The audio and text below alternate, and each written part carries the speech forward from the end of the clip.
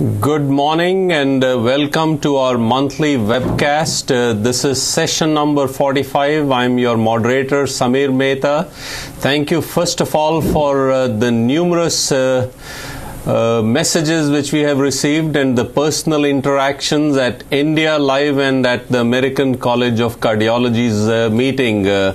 Your feedback has been extraordinary. We are also delighted, which I'm sure Dr. Sharma will inform us in his first slide. We've hit our highest number of page views with last week's session. Samin, congratulations to you. And first of all, I also must congratulate Anu for the amazing number of interactions we have received about her CTO skills, her abbreviated right to the point retrograde technique. It must be a great feeling to have a resident CTO expert in-house now.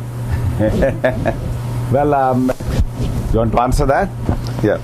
I mean, clearly that, everybody techniques are different and we have a lot of questions on the blog, but more important is if we show this. Remember last month actually, when we showed that our viewer was about 7,600 and around like 7,600. Because of this, so much, it took about what, 110 minutes? The live webcast? It was 108 minutes, yeah. And I can tell you that the number of messages, I don't want Anu to make her blush, but the feedback has been extraordinary, particularly pertaining to her skills with the retrograde CTO. And I can tell you that speaks for the numbers.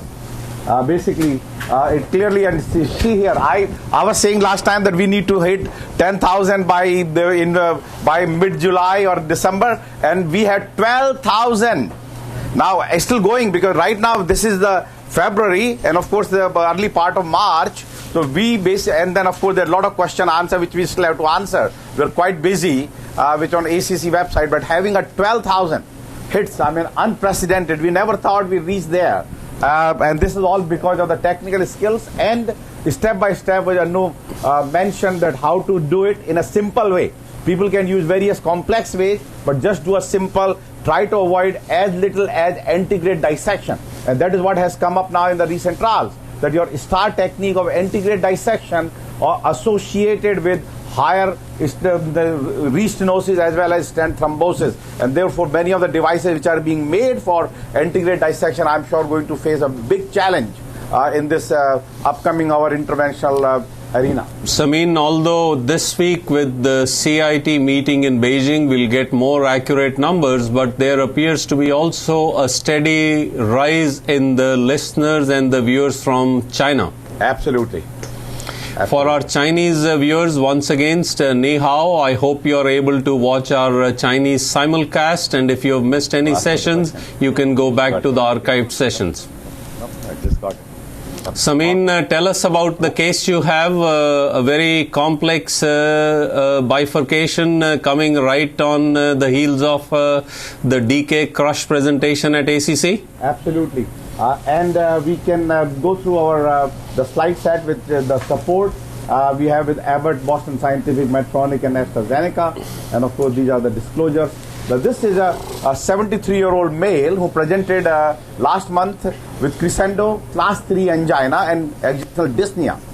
Patient actually has baseline severe mitral regurgitation, but has refused any treatment because of a history of CVA. And then, of course, he had a stress test, which was ischemia in both in anterior and lateral wall. And, of course, had a cath, which led to 3-vessel disease, and will show you clearly the same because of the high syntax score, established severe MR. Recommendation of the heart team discussion should go for surgery. So we showed it again with the cardiologist and the surgeon, patient and son, who is the spokesperson for the patient, and Anu spoke to them. They declined. After surgical consultation, patient had a stent of the high lateral, ramus and LAD. It still has ischemia, still has some residual angina, and we done good medical therapy as shown here. More importantly, now Anu can take us through the angiogram, which was a 3-vessel disease, although non-dominant right coronary artery. So if you can see here, tapering, but left main, but mild disease. He had LAD disease. You see a stent in the LAD. You have a stent in the high lateral. And ostial circ, same, is a dominant circ, less than 30%. You see some calcium, but not heavy calcium, mild calcium along the entire circumflex. But what you see is a bifurcation, distal circ, LPL. You can see it here. So LPL, which is a moderate size vessel, but a long lesion, more than 20 millimeter, and a true bifurcation of Medina 111, starting before the bifurcation, extending into the side branch, and extending into the main vessel. Yep. And this is our goal now. Now the syntax score is 16, good LV, and non-dominant right coronary artery. And this is its LV function. Yeah. And patient was discharged on clopidogrel, and now with the 2 long stents already in the ramus and the LAD, and now the bifurcation, we will routinely, usually we don't test the platelet aggregation, but in this case, knowing that despite the age and the CVA history, that we can still necessary, patient can be switched to ticagrelor if the PRU is less than 230, more than 230. So we'll test it, and that's what in rare cases, at present, those who are high risk, we are using this dependable antiplatelet therapy of whether ticagrelor or prasugrel, but some cases where we are reluctant. We don't want to use it unless it is necessary, like this particular case was history of CVA, although we know that CVA was a contraindication for the prasugrel based on the trial TIMI 38.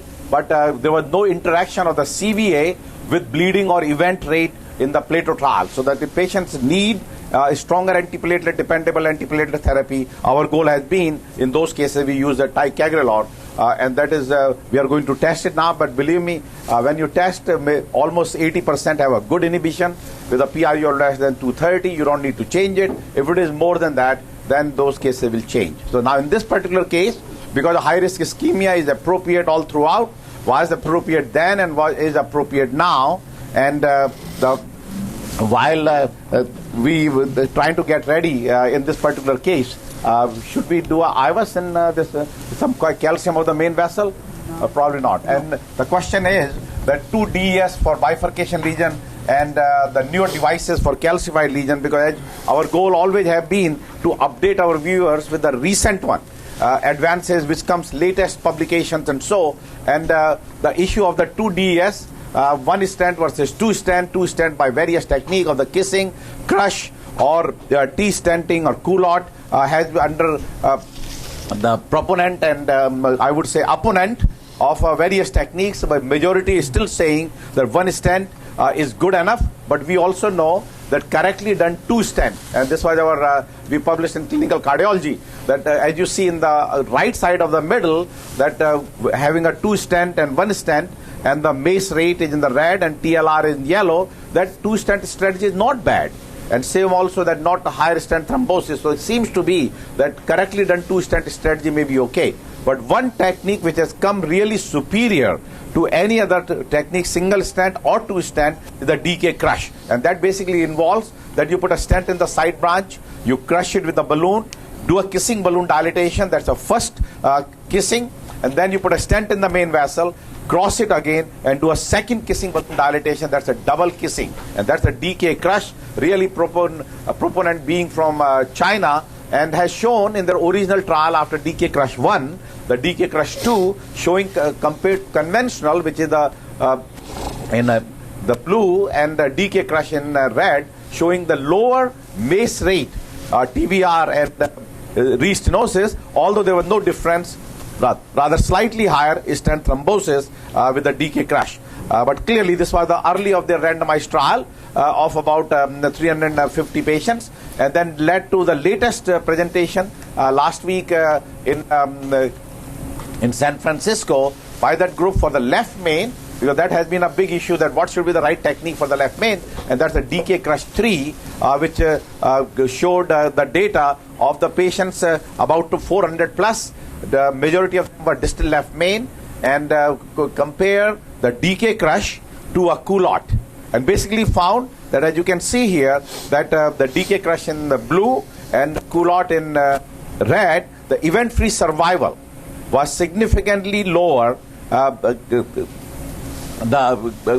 survival was significantly higher with the decay crush group compared to a culotte.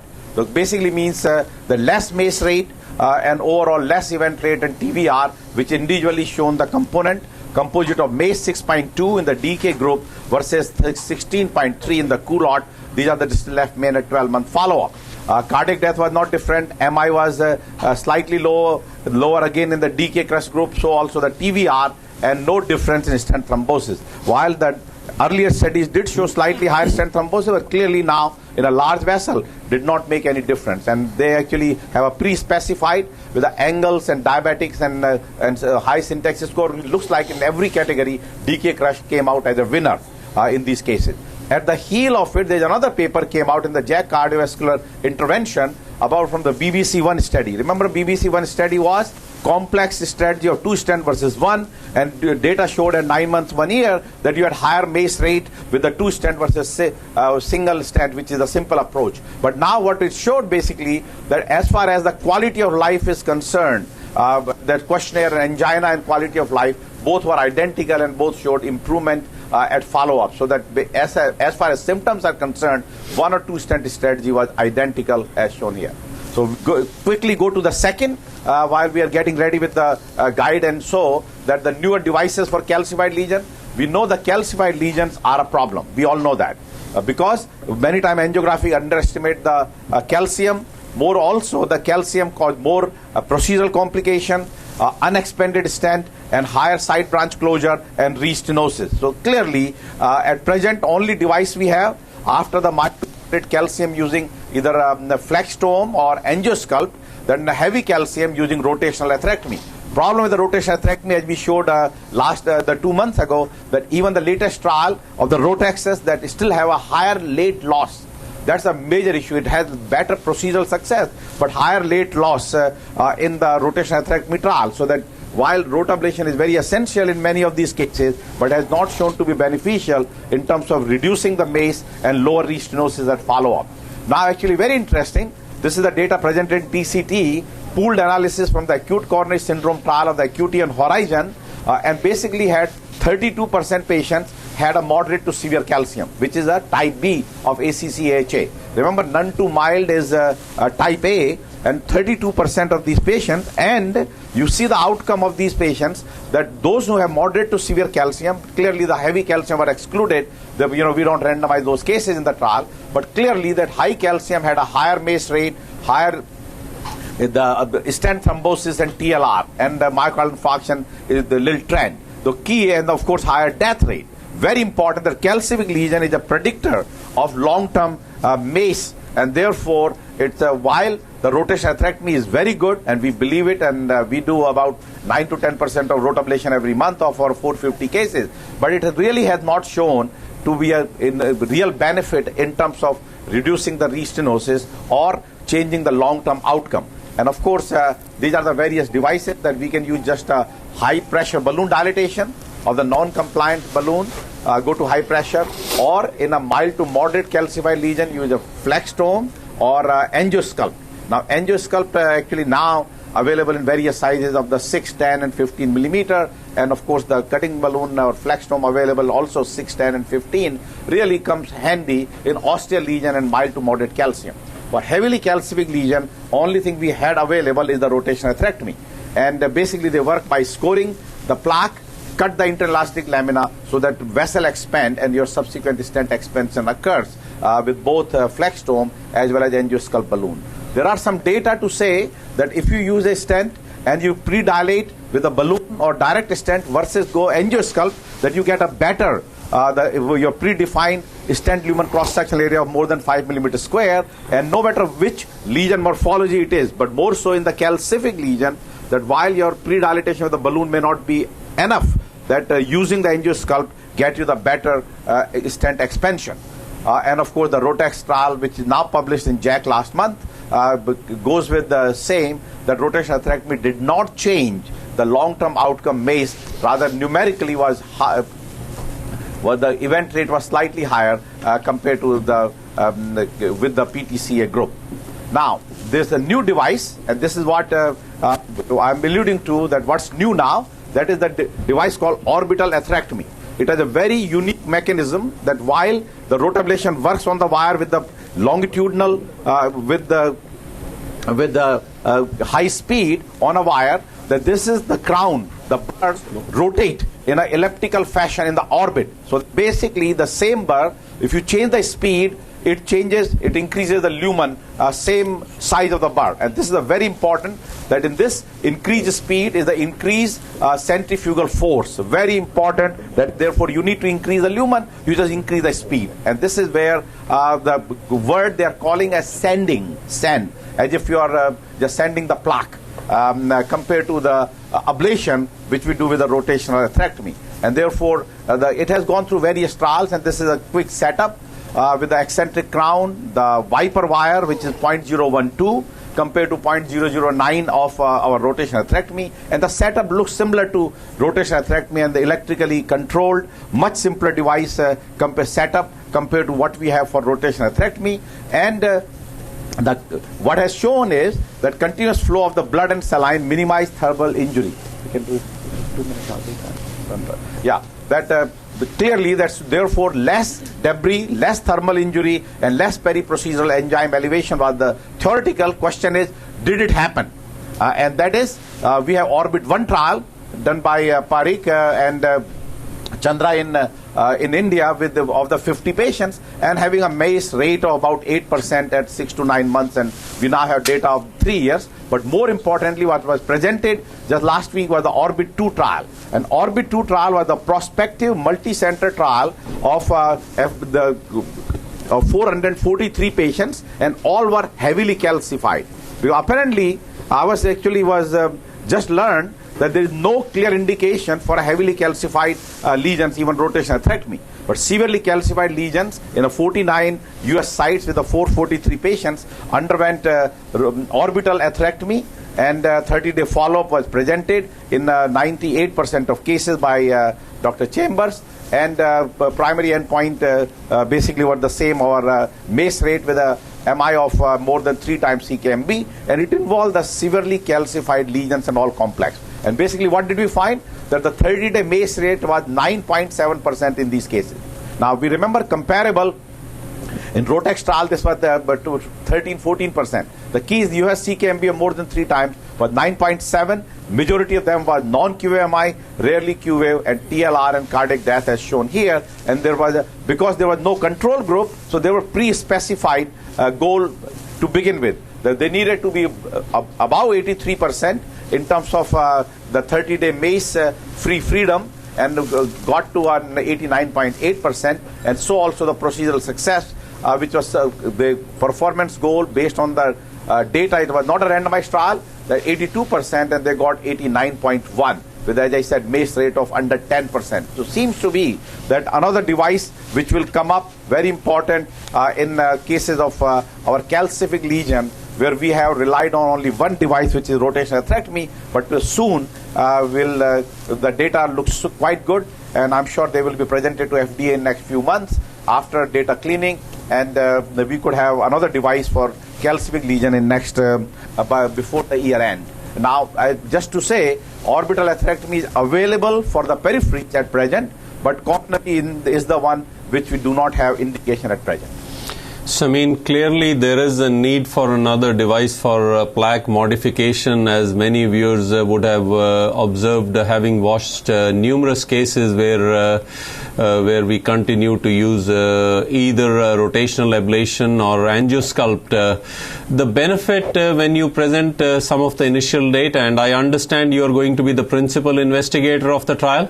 Well, I mean, we don't know. We want to do this trial because, to me, I think it will be a very important. So the one of the advantages appears to be that a single crown based on the speed can be adequate. Yeah, that is basically the goal. I mean, it goes through 6 French.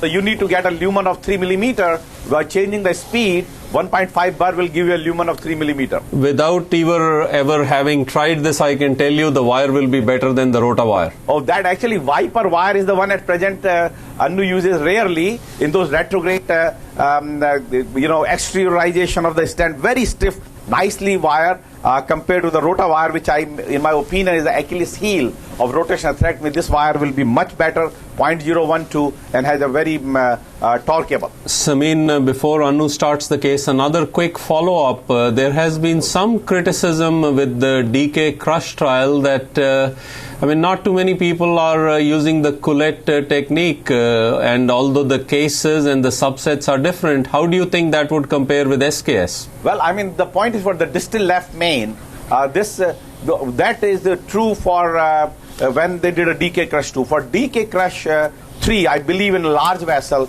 you need 2 stents.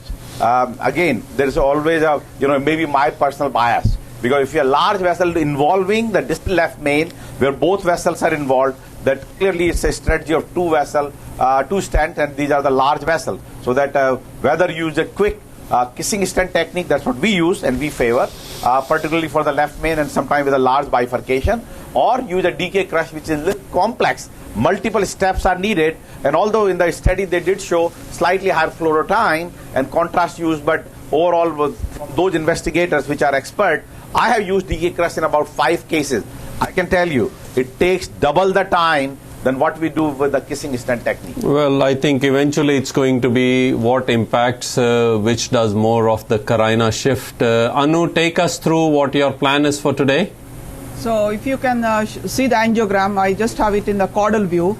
Both the main vessel and the side branch, you have significant disease, and the side branch also has long 20 millimeter lesion. So I think in this situation, we plan should be that you should end up with a 2 stent strategy.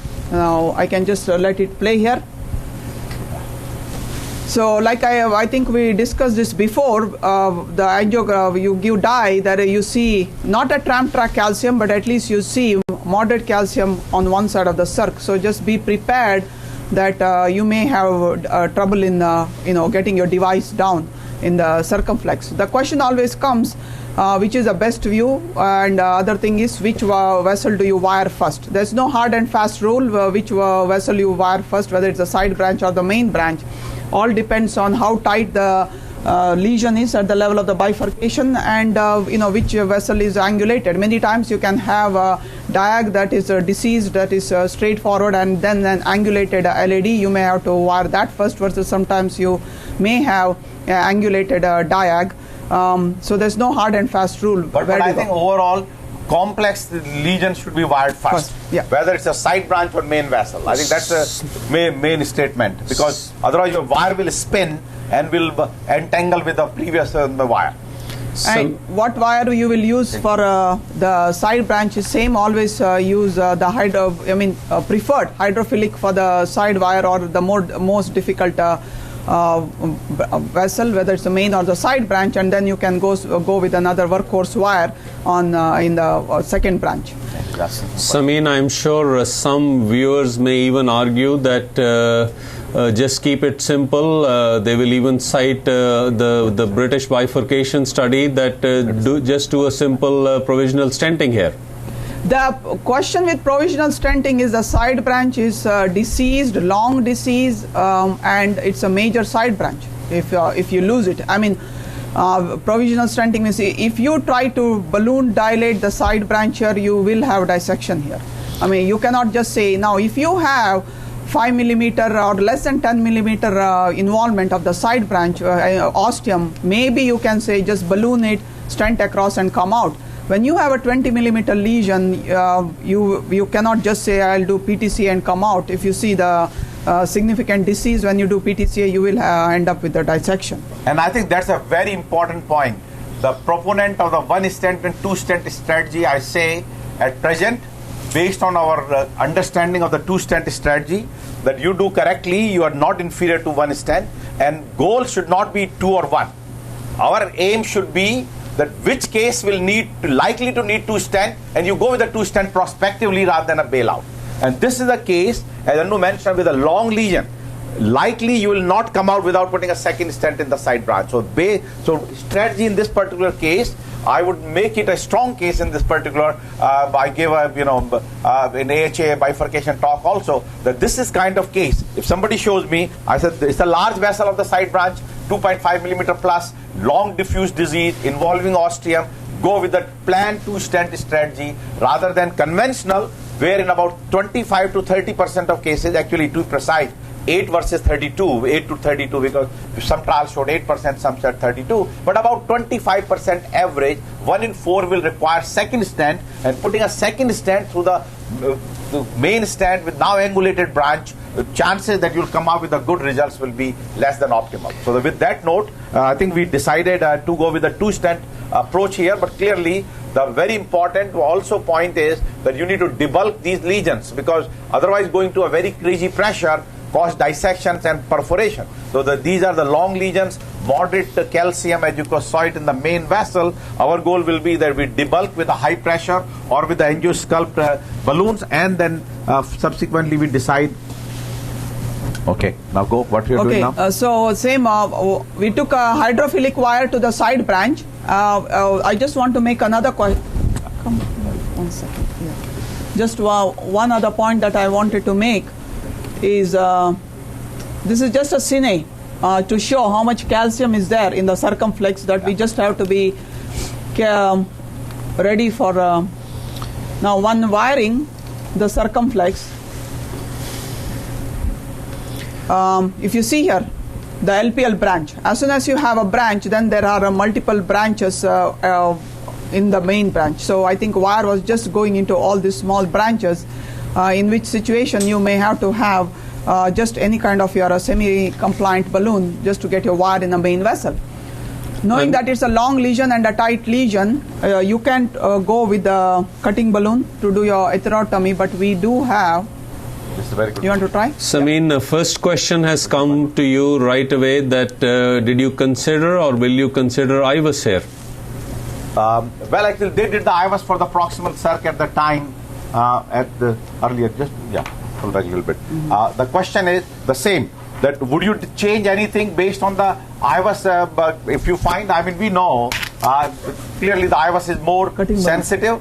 Angiosculpt, yeah. The IVUS is more sensitive to find the calcium, but we change our practice based on the angiogram. So this particular case, I will know, since it's not a heavily calcified, and heavily calcified is that you see the opacity irrespective of the cardiac cycle, and there is a tram track that both walls are calcified, which is not the case here. Let's do the ostium again. Yeah, there seems to be one wall here. So even now, question is, if you find the calcium, little pull back 1 minute. Yeah. That if you find a calcium, what are we going to do different? In this case, since the lumen is reasonable of the ostium main vessel, because calcium is in the main circumflex. So that is a good case for our atherectomy techniques of the angiosculpt and flextome. Take a picture. Samin, another question has come. Which is your preferred wire to prevent wire entrapment? Is a hydrophilic wire, though, hydrophilic wire, probably you can leave it in the side branch and they are easy to come out. Yeah. I mean, people do talk about the polymer getting stripped and so forth. But remember, these are more of a theoretical. There was some earlier data with the earlier hydrophilic, but those coatings have changed since then, and it still do the same. Yeah. And therefore, this 2.5. Yeah, 2.5. We prefer usually the hydrophilic wire in the side branch. We actually try to avoid using run-through. Run-through is our workhorse wire, because we have seen some difficulty in taking the wire out once it is jailed in the side branch, but hydrophilic comes quite well, and many times you just have to jiggle it, and if required in a rare case, you can use a balloon into the proximal part of the vessel if there is a problem in pulling the wire out. As long as the wire is not in a 7th branch, we can pull the wire a little bit. I left it there. It keeps coming out. Okay. Yeah. Now we are at the ostium. This is the distal, right? Yeah, we are going to distal now. This is the 2.5 10 millimeter angiosculpt. Advantage of the angiosculpt is that you can go to higher pressure, and the weather, people do ask all the time that do we have any different lumen gain, angiosculpt versus flextome, and I can tell you, I don't have any answer, but I definitely want to do that OCT and IVUS measurement blinded in about 50 patients in the osteal lesions. The using angiosculpt versus flextome and see which one gives you the better lumen. And now particularly OCT is very sensitive, can give you the cuts by the device, and so we'll have that answer because prospectively, because there is no data to compare. You want to do it again? And always what Anu is doing is passing it again just to see and do a second inflation where hopefully the wire changes in a different direction, and so, and see the resistance. I think we need to go a little bit more in. Okay. Okay, you're done. A little 1 millimeter more. The second question always comes is, which branch you want to dilate first. All depends on what is your strategy. Since we are going with the 2-stent strategy here, it doesn't matter which branch you're going to do first. But if you are planning to do provisional, you have to do the main vessel first. Very good. Then you do your side branch and then stent the main vessel. So if at all there is any plaque shift, so you do your main vessel, there is plaque shift into the side branch, then you do your PTC of the side branch, and then you have a good lumen of the side branch, then stent across in the main vessel. Samin, based on your presentation, this would also be a kind of patient who may benefit with the orbital atherectomy? Yeah, I mean, I think this is since I had not used it, question is that how can you get a 3.5 millimeter lumen nicely with the device, which I was told yes, but I would say that this is a good case that we, with a 7 French guide which are using for likely for 2 stents, that have a less resistance in my opinion, because if I decide with a rotation atherectomy for the main vessel, as you see, it's a large vessel, 3.5 millimeter and so, and would have been a little difficulty using a bigger burr. Yeah, we can do it here. Yeah. Yeah, I'm surprised how much resistance you're having there. Yeah, this is a 3.5 angiosculpt. Let's do it. And what I say always that once you're... We are too proximal. Is it too proximal? Yeah, 100% too proximal. There's no disease. It's a bifurcation lesion. Doesn't matter. I think you have to so go with many times in the calcific lesion and tight lesion, your nose may go, so you can just dilate softly. See, dilate softly, so that gives you the room to go in. No. Too proximal there? No, there's no disease there. This is just the calcium not letting it go. There are 2 ways. You bring back, go back again with the... Now, if it still doesn't go, just dilate there and... I don't know, because there's no disease there. No, But stent will cover that area anyway. No, I don't know. We need to bring it up to that area. You can go with the regular balloon 1. Yeah. Right. Other thing is... 3.520 high pressure. We may have crisscrossed here. Or other question could be here that you could be crisscrossed. That's another point. So what you could do it, bring this back into the guide. No. Take the wire back. No. Don't leave it there. Pull back the circumflex wire. No. Very difficult to wire. Circ. Yeah. Not the OM. Okay. So therefore, Anu decided that let's go with the high pressure, which is 3.5. 3.5 NC track. So other thing that you could have done is recrossed. Definitely do not recross the side branch because we have done PTCA, long lesion. Yeah, it is not uncommon that it could be just the wire, twining issue. Yeah, but anyway, let's go. This high pressure goes, that tells you should be no problem.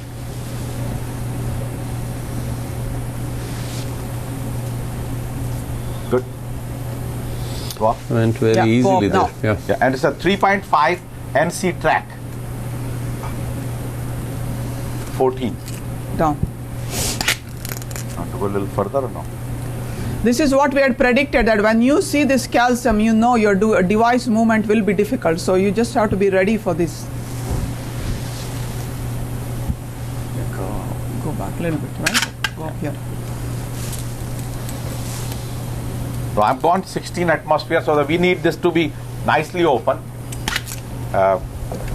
so that not issue with the post dilatation. which if we put a two-stent strategy, you need to post-dilate. While the question has been that if you don't put a two-stent, you may avoid kissing balloon, but if you put a two-stent, then you need to do kissing balloon or serial balloon dilatations. Okay, Right? good. Take a picture. Okay, yeah, take a picture and then we get the stent. We take a, you want a 3.5? Or 3 or Some recoil already in the please. side branch. Yep, which is expected. No, 4 will be too big. Sir, 4 Yeah, 3.5 would have been my. Yeah. Okay. 3.5. Though it's a long lesions, so we are going to use a 2.75. Question is 28 versus 32 for Means 33.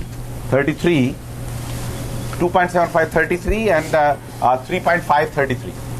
I think a 28 will be okay, no? We took a- Samin, are you using more FFR these days for assessing the functional severity of side branches, considering that anatomy could be and geography could have its I shortcomings? mean, we actually Hold on. personally You not. want a 33?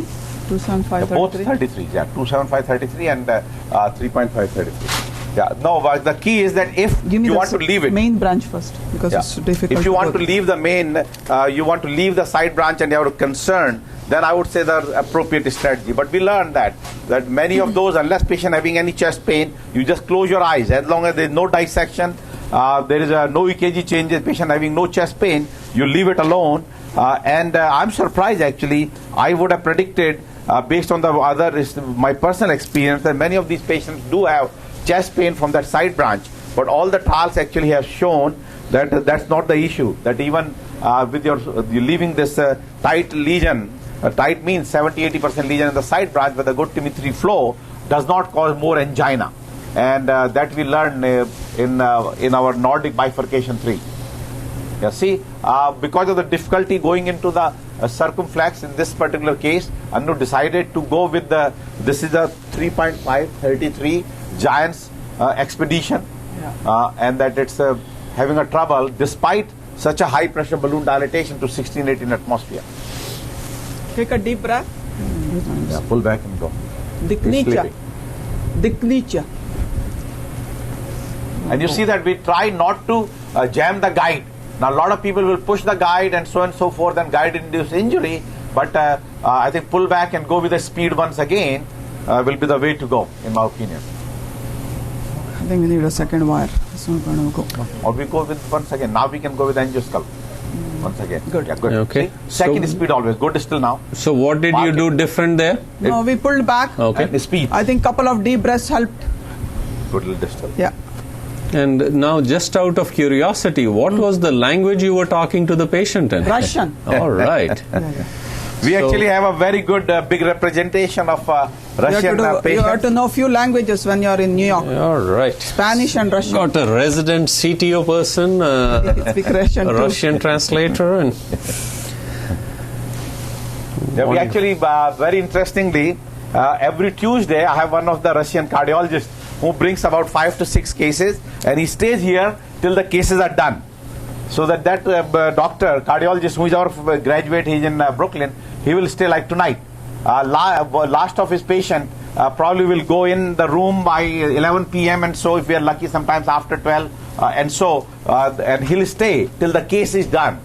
He is so much dedicated to his patients. Okay. Now you saw that how, I mean, normally you would have decided that you want to take your stent to the side branch first and the main branch later. But here we saw how we did it. So when you are doing PTCA, that will give you a clue which would be a difficult. Since we had a difficulty in getting our balloon across the main branch, we knew the same thing we will have when we do a stent. That's why we place the stent in the main first and the side branch later.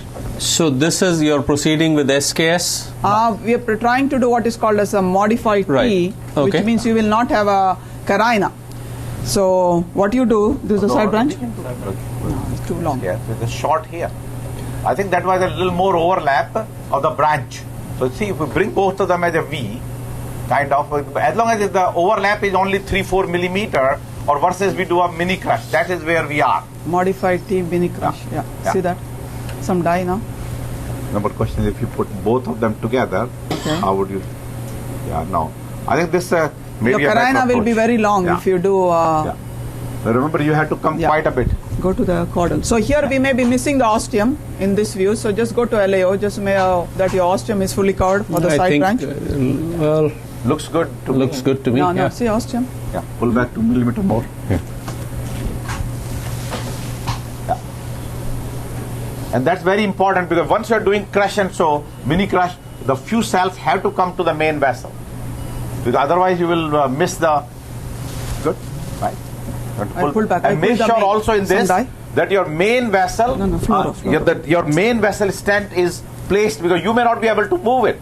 And okay, now, hold on. We don't want to truly crush the side branch. You just want no more than 2 millimeter of the side branch in the main branch.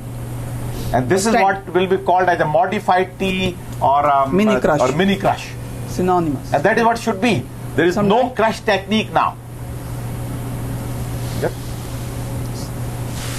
So just cine document so that this is what it is. Yeah. Yeah. Very good. You are in the LP. Yeah. Okay, good. Ready? So now what we are doing is we are going up with the side branch first. Yeah. 12 atmospheres. Make sure you are nicely deployed. Nice deployment. And you can go 14 actually. Yeah. Go 14. Yeah. Good. Go up again. 14. Good. And then you are going to remove everything. Now the balloon of the side branch along with the wire will come out, during which time the main vessel stent may move little bit.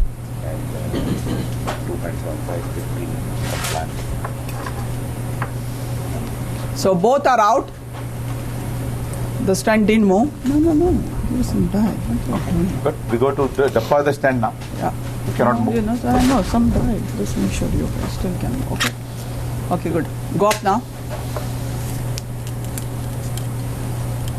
Again 16 atmosphere because these are the newer stand of the Promus element and Zion's expedition as well as integrity. In the past with the Zion's V and Zion's Prime, we were not going beyond 10 to 12 because of dissection. These are less compliant balloons and routinely going with the 16 atmosphere so that subsequent dilatation, post dilatation, the number has gone down slightly.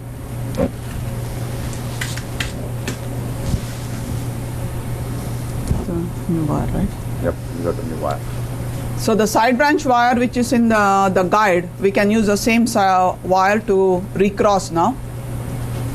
Yeah, and now a lot of people, there is a big science that you bring the side branch wire out in the jail. Now you put that wire into the main vessel and the main vessel wire into the side, and it makes sense because you want to be, because you are within the lumen, and Take that a is the picture, key. no? Yeah, guide a little bit. Yeah, very good. Okay.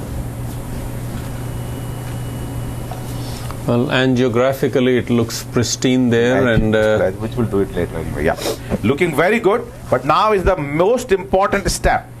Any trials of kissing balloon evaluation or serial balloon evaluation has excluded patients with the 2 stents. So therefore, once you got a 2 stent, then it's mandatory that you're going to do a post dilatation. Same thing is for the Excel trial. That patients in the Excel trial, if you have a single stent strategy over the left main, you can leave it. You don't need to put do a kissing balloon. But if you put a stent in the side branch with circumflex or LED, then your 2 stent approach have to post dilate. So this is the only clear-cut point of the teaching, that while you can decide not to post dilate others, that we have the main vessel 3.5, we already have that, and for the side branch we'll get a 2.75. No, 2.5. 2.75 or 2.5 high pressure. No, will not go. Yeah. No, but we'll try high pressure because high pressure should go. So based on what you have done, probably minimal to none carina shift? Yeah, actually, you know what? Carina looks that you see the jumbled up shadow at the ostium, and we see a very little. And how much would you be concerned about the double lumen here? No, there should be no double minimal, lumen. no? We have crushed it. Absolutely. We have crushed it with you are right. Means how much is the metal there? The idea is that you have a least amount less shadow. Yeah. See, just a very little bit on the top. Yeah. Give me a regular balloon. It's not going to go. I'm telling you now. We have the regular first. So, I mean, a question has come. What was 2.5. the stents you had used? They were Giants. Yeah, they both were Giants Expedition 2.7533 in the side branch and 3.5 33 in the main branch. vessel. What has been your experience with the stent, and what particular lesion types would you use it for? Well, I mean, actually, I would say that except in some cases where you really need a stent expansion, heavily calcific lesion, we are promoting that Promus element is good, and that actually has shown with the long-term data now that after 1 year, a little bit lower TLR compared to Giants in the platinum trial, that clearly this rewiring and going through the main strut always remain issue. So that some of the osteal lesions and some of the calcific lesions, we definitely want to. I think many times when your balloon does not go, you should rewire it. But otherwise, I think they're quite comparable. I think the enough data we have had now for both all three of them, Resolute, Promus element, and Giants, that they're very dependable. Keeps the side branch patent compared to first generation stent. We used to knock out a lot of side branches that all are very good, and all of them can get you a 3 millimeter nice side branch lumen because the stent cell design will permit nicely the 3 millimeter opening without without major disruption of the stent integrity. Anu, did you think you were through the struts there? We were to the struts, Okay. but same. 2.0 I would take a 2.0. Okay, Give me we a have 2 or only a 12. 2.0, right? No, that is no good. We need a new 2.0. This don't cross. Okay. I'm Yeah, telling you. this is always a big issue. Once you cross the wire, that you may need a the least profile balloon, and many times since we have the 2.0 in this particular case before, we'll try to probably go with the same and see whether it goes, and then we can use this bigger 2.75. But the question always comes that in this kissing balloon dilatation, you still have to do a high pressure, non-compliant balloon dilatation of the ostium, because otherwise your stent in that area will not expand with the compliant balloon. So with what you have demonstrated with the modified T crush technique here, how much stent deformation do you think the side branch stent has had? Minimal? Minimal. It's not more than it has to be less than 2 millimeter in the main vessel. So it's a minimal, and especially with this newer stent design, it's a Get a run through. where in that area. Side branch also, yeah. Get a new run through wire. This tip is, I'm telling you, this fielder was there. I would have, if you had gone with the 2.0 balloon, it would be better. Okay, now 100%. put this one in the main vessel. You want to That try the the tip? Yeah. No, tip is gone. I think the main tip. Okay. So take both out. Let's go with our run through, which we are good at it. Let's see whether the 2.0 will go. Oh. What nonsense you're doing? Get us a 2.0. May not do this. This is... Okay. You want to go with the 2.0 now? Yeah. Okay. Let's go. You want to try this once again? If not, we are 2.0 No, already. it's not going to go. But just since you are there, just try 1 second. Just try 1 second. You're there, otherwise we are 2.0 balloon ready. Okay. Take it out. Good. Fine. All right. This is always the issue, and that is where I say eliminate all these steps is with the kissing stent, so you don't need to recross and so. And sometimes it's very difficult. I remember just about 3 weeks ago, one patient we tried 1.5 hours to advance the side branch, including even Corsair on various wires, and will not go after crossing it. Yeah. And I just have to leave it because some cases, and that has been shown, that every trial of that about even with the experienced operator, about 6-8% of the time you will not be able to do a kissing balloon dilatation. You want to do it in every case, but you cannot cross it, and therefore you cannot cross it. You cannot do it. Even sometimes we think the stent of the main vessel is not fully expanded. What you go balloon to is high this? pressure. 2.0. 2.0 So, I mean, what is the present status and enthusiasm? Emerge. We said don't go. Give Okay. me track. Emergency, Sameen, what is the present level of enthusiasm and status of the bifurcation dedicated stents? What? Yeah. No. Yep. I think that's still a lot of enthusiasm, particularly with the Access Plus, which has come to the fruition at present. But others still they're having a problem in trying to get how we can get this bulky device without rotation. So I think it's still a long way to go. Now, what will be the many of the dedicated side branch stents will come to the market. Then the dedicated bifurcation, and the lead will be with the Triton and of course the Sipella side guard, UMED kick. But clearly, those are the one will come first. The side branch stent, dedicated side branch, they always have a little bit of a stent for the main vessel. Yeah. This is always the issue in these cases. So this is a new 2.0. Yeah, it's a new 2.0. What track? Yeah, track 15. Track 15.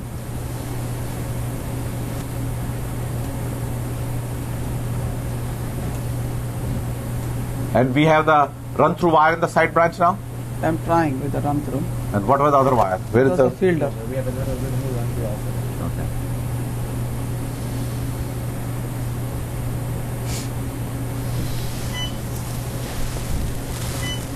Okay. Now what we should do is that keep it there. Let's dilate the main vessel with a 3.5 high pressure. Expand in that area a little more, and many times that does help to get into the side branch.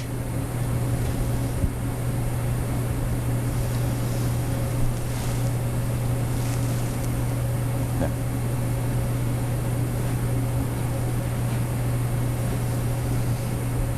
You have 2 or 12 or no? You have the mini track? Then if we are going with something, then we go with the 1.5. Yeah. Yeah.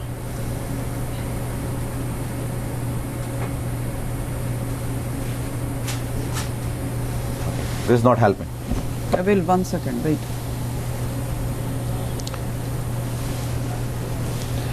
A quick announcement to our viewers. Please watch our companion webcast next Wednesday, March 27th. Dr. Prakash Krishnan with the peripheral.interventions.org. Go to the other wire. Yeah. So now what Give me we have the- done, both the wires. No, go on the other wire 1.5 now. watt. You don't have a mini track. 15, 12 we need. 15 is still long. Yeah. Now go on another wire now. Give me. Yeah. Go in the here. Go into the run through. So now what we have done is both wires in the side branch. So now we are going into the on the run through. Hoping that has gone through the better orifice of the crushed stent of OM. Good. Yep. Okay. This is the 2.0 or the 1.5? This is a 2.0 Same mini 2.0. track. Okay. Mini track. All right.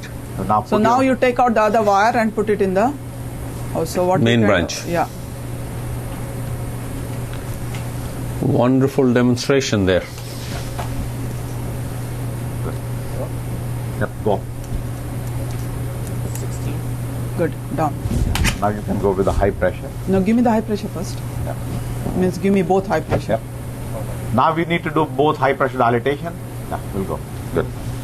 Kissing or non-kissing? Yeah, now kissing high kissing. pressure. Okay. Yeah, and that's But this is a very important point Right. that when you're going into the side branch, you have to try with your semi-compliant balloon first. No matter what you try to do, low pressure semi-compliant, usually unused balloon, go to the side branch, make a little hole, and now you go with a compliant balloon.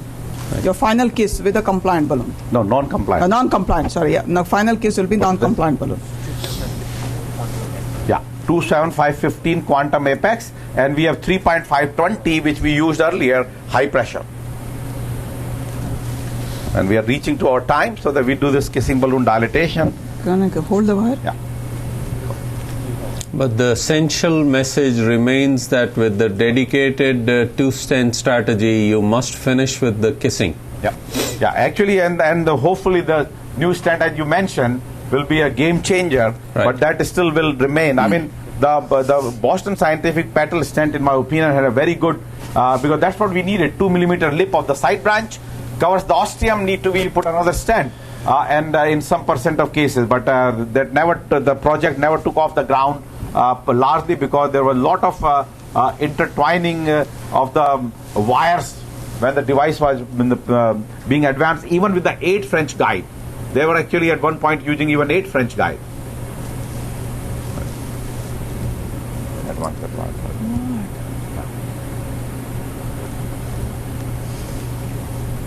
Okay, now we have 3.5. You hold it. Yeah. So I want to see exactly how you position the proximal. Main? You are the main? Yeah, I have main. Good. So let me go first. Side branch, because side branch you have to there. Even now, they have a tendency for watermelon. So let's dilate the ostium nicely with the 20 atmosphere ostium of the side branch. Done. Which I have done. And now then we can go up. You actually can have main one little more pull back balloon. Yeah, few millimeter. Good. Good. So I'm going up first. It may still will come out. Yeah. Done. Yep. The wire need a little further. Yeah, good. Yeah. And how high are you there? Main vessel is 14. Yeah. Okay. And the side branch is 14 also. Yeah. So I already Don't opened try that to go. ostium. Yeah. If you try to go too high, you may have watermelon and may slip the balloon. Yeah. Down. Negative. Little edge of the main vessel with the bigger balloon. Yeah. Good. So now patient tolerated quite well. And the key is that first you open the ostium with a high pressure, your 18-20, simultaneous go 14, because otherwise what happens is many times low pressure, you have 2 atmosphere. There was a little bit of edge as you saw, and we commonly go to smooth out with a very low atmosphere, 2 atmosphere for a few seconds, and pull back, and then we'll see. Samin, I got a quick note here that you've already started requesting registration for your live cases course. Yes. We actually, it's not fully ready yet because agenda is being made now, but it definitely will be available, I would say, within by this weekend. So what is going to be your emphasis this year on? I mean, we actually have made Let's focus on this. Yeah, but quite a bit on the structural heart disease, because there's a lot of demand and need. Wow. Angiographically, absolutely gorgeous. Yeah, therefore, we actually have dedicated second day to almost 3 or 4 tower cases, along with the ASD and PFOs and alcohol septal ablation and balloon mitral valvuloplasty. But more important is knowing very emerging technique of our percutaneous aortic valves, and now both Edward and core valve both are available. Both we can use at our center, and clearly will show which one fits where. All right. I think this definitely require a round of applause. How nicely the vessel looks like that its patient. I usually say the patient was born with these arteries. Well, I'm very impressed actually with the side branch is the one which I think is looking exceptional. A summary from you, Anu. What were the things which you think the viewers should take back here?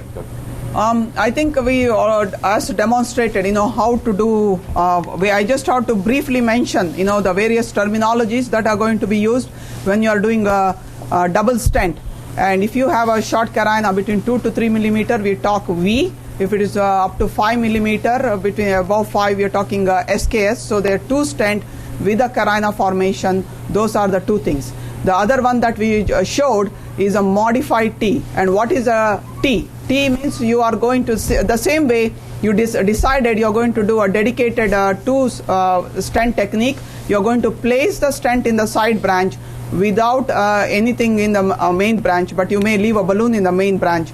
Then you take out your wire and the balloon of the side branch, then place a stent in the main branch. That is a T. But what we showed is a modified T, where we placed both the stent at the same time. So that means your side branch stent, the main branch stent is placed at the same time. You go up with your side branch stent first, and then you take out your balloon wire, and then you go up with the main branch. In this, it's the same, called as a mini crush in the sense. In the true crush, you have at least 5 millimeter of the side branch stent coming to the main branch. Here, no more than 2 millimeters. So it is between 1 to 1.5 millimeter in the main branch. You go up with the side branch stent, then you completely crush it, recross and kiss like we showed here. These are the couple of terminologies used. As long as you know how you plan ahead that you're going to go single or double. And if you are doing provisional stenting, and when you do your side branch, if there is a dissection, do your dedicated a two stent technique at that time, not wait to stent the main branch. Many times that's the time you may lose your side branch. And that precisely take to our take-home message of today's, that is appropriately done two stent strategy is emerging as the superior strategy over one stent in large coronary bifurcation lesions, which is the DK crush as well as now DK crush 3 in the left main. Hence, no longer the issue should be one or two stent. Rather, we should identify lesions which will need two DES like this case and plan accordingly rather than bail out strategy. The second is, go ahead, please. The orbital atherectomy system is heavily calcified coronary lesion appears very promising, and once available has a chance for wider acceptance because of effectiveness and simple setup and easy learning curve. Because at present we know about 8 to 10% of the lesions are heavily calcified from the coronary point of view. But the rotablation is done in 1.8% of lesions in the country. So very little uptake. Region, wire, the difficult setup, and the learning curve. And we expect that all of them will be eliminated with the optimal orbital atherectomy. So quickly go through three questions. The DK crush technique has shown to be superior to other stent strategy for bifurcation lesion except lower restenosis, lower TVR, lower MACE, and lower stent thrombosis. Then orbital atherectomy trials have shown 9 to 12 month MACE rate of 6 to 10, 11 to 15, 16 to 20, 21 to 25 or more than 25. And then lastly, the statement about making the orbital atherectomy is true. The lumen gain is proportional to the size of the burr, lumen gain is proportional to the burr moment, and lumen gain is proportional to the burr speed. And there is some issue about this ABC, but I'll fix them, and hopefully these are the simple answers. Samin, excellent summary. As I heard listen to your take-home message, it resonates very similar to what Antonio Colombo recently mentioned in one of his editorials about bifurcation lesions, that there are going to be several lesions where you have identified the keyword. Appropriately done, they will probably yield better results. Any other final messages, Samin? And to our viewers, the next session will be April 16th. Yep, and actually also those, every year, but the two major societies of India, one is the Cardiologist Society of India and second is the India Live.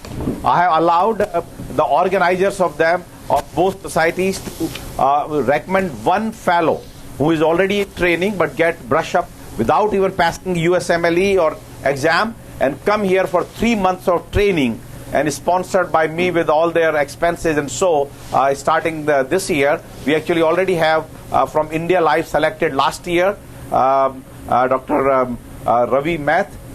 He's doing 3 months, and this is just to say that teaching and educating people globally is my mission, our goal, and we could do it even without USMLE, that making with the institution a clear-cut educational program for training. But key is the decision is made by the organizations, organizers of both India Live and CSI to recommend the person for 1 or 3 months of hands-on training, and does not require to be a USMLE. Samin, just to give you a final feedback, I was in the room in Chennai when this announcement was made to a great applause. So I applaud you for excellent educational initiative.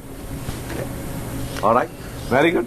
Well, thank you all, and it was hopefully you found good tips for a 2-stent dedicated bifurcation strategy. We'll be back for the next session, number 46, on April the 16th.